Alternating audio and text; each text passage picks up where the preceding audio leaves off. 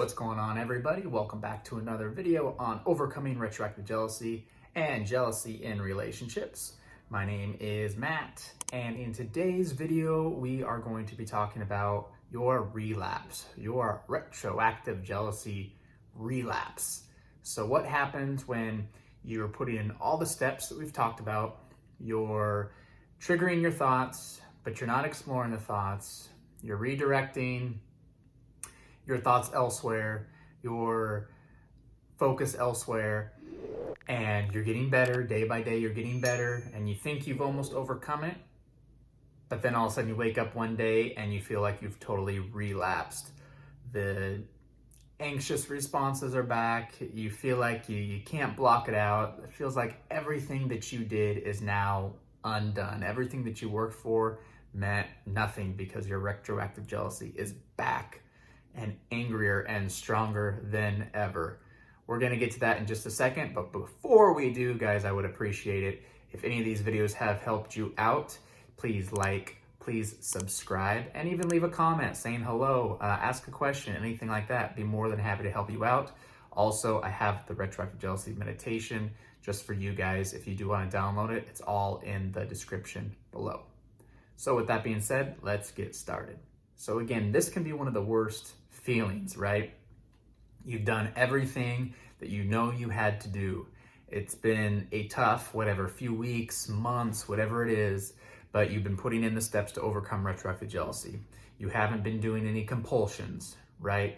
You've been letting the thoughts come in. You've been feeling that anxious response. Maybe you've really wanted to do a compulsion, but you haven't. You've held your ground.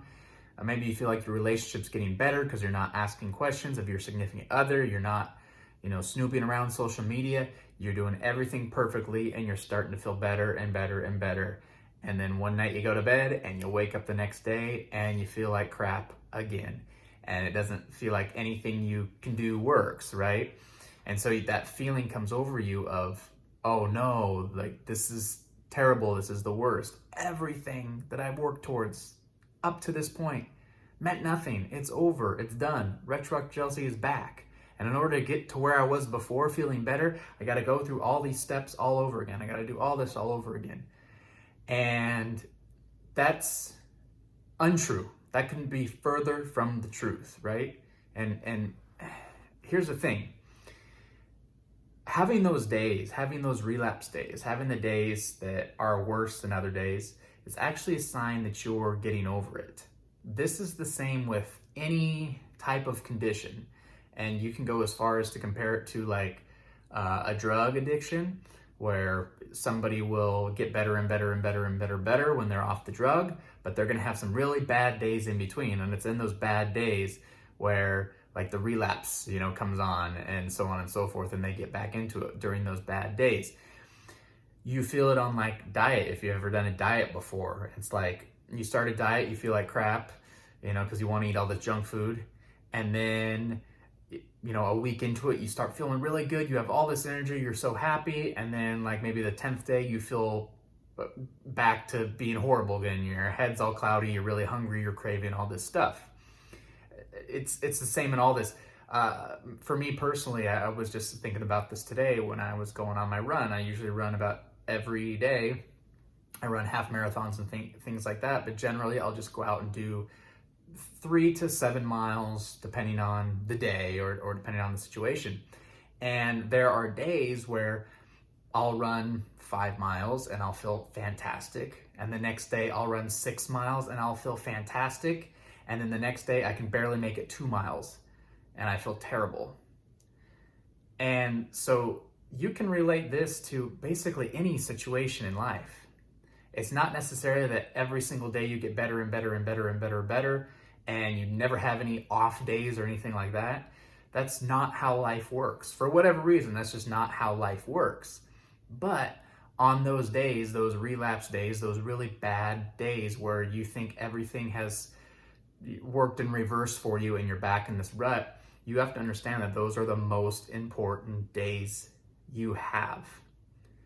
Because that's when the universe is like testing you, right? God is testing you. Whatever your belief is, it's the world, whatever. It's this ultimate test, right? It's this test of do you really want to get over this? Is this something that you really want?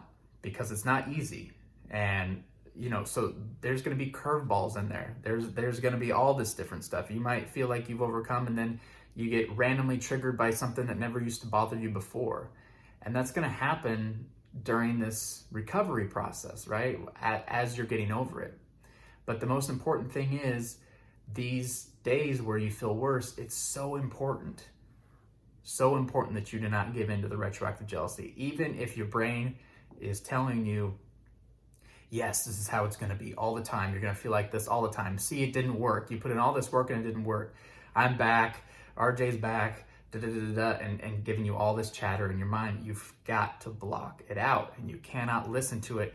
And you just got to put your focus in what you know and the steps that actually work. You got to continue to not explore the thought. You got to continue to focus on what you want to focus on.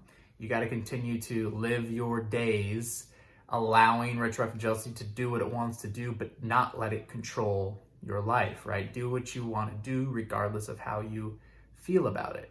And I remember a really kind of cool quote by Kobe Bryant, and this wasn't related to retroactive jealousy, but you can kind of relate it to it. He was just talking about people's dreams in general, or reaching for a goal.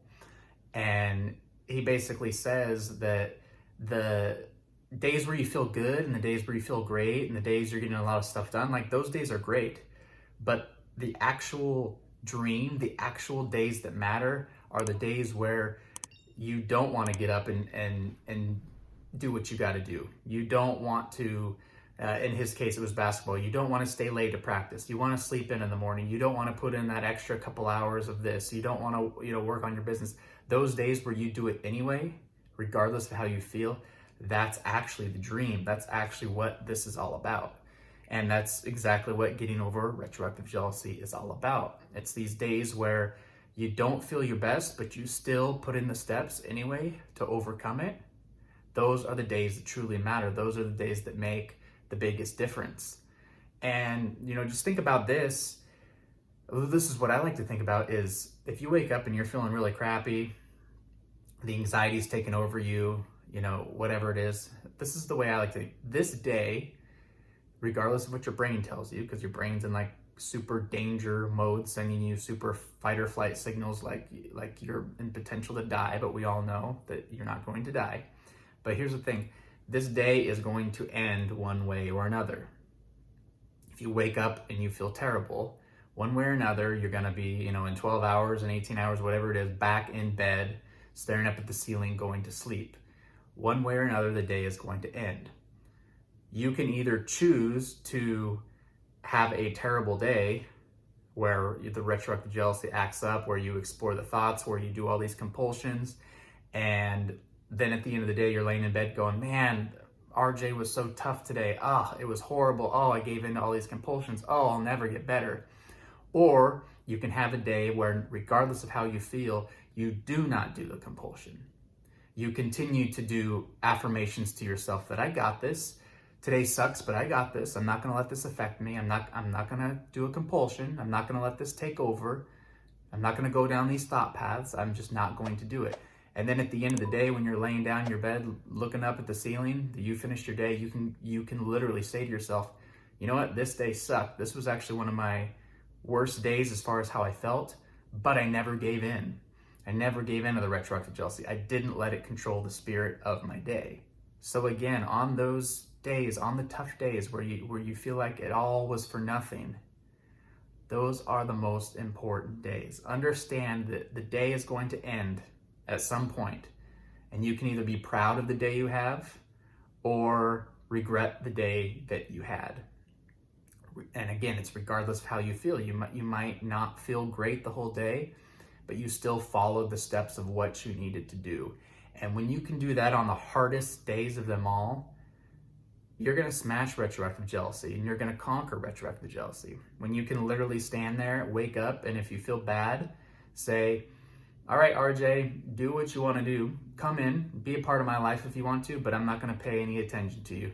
Come do what you need to do. Make me feel how you want me to feel, but I'm going to continue to live my life. I'm going to continue to do what I do. The thoughts that you're giving me are not worth exploring. I know that now, and I'm gonna do this instead, or I'm gonna explore this instead. And if you can continue to do that, there's no reason for your RJ to even exist anymore, because retroactive jealousy loves the attention, right? It exists because you put your focus on it. And the minute, and it exists because you resist it, right? At the same time, you resist it. And if you just allow it to come, but then pay no attention to anything else that it gives, you've overcome it. It's just like that. So keep that in mind on those days. On the hard days, those are the most important days. When you wake up and you don't feel great, the RJ kind of feels a little more stronger than usual, tell yourself, this is the day. This is my time here. This is the day to prove to myself that I'm actually going to get over this, because I'm going to put in these steps. It's not going to feel good. I know that, but you know what? I'm going to act regardless and understand that the days that feel the worst, and then I finish off the day and I didn't do my compulsions, and I didn't ask the questions of my significant other, and I didn't do all this crazy stuff, those days are the most successful days, and those days lead to you finally overcoming retroactive jealousy.